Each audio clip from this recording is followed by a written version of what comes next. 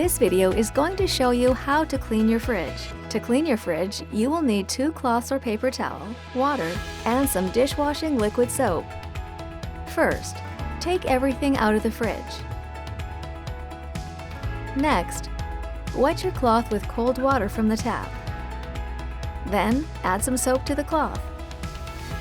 Now, wipe every surface in the fridge with a wet cloth. Wipe the shelves, inside the drawers, and inside the doors. Next, use a dry cloth or some paper towel to wipe the fridge dry. You can also check for expired food. Throw away any food that is past its best before date. Your fridge is now clean. Put everything back in the fridge. For more practice, follow the Cleaning the Fridge card deck in the MagnusCards mobile app.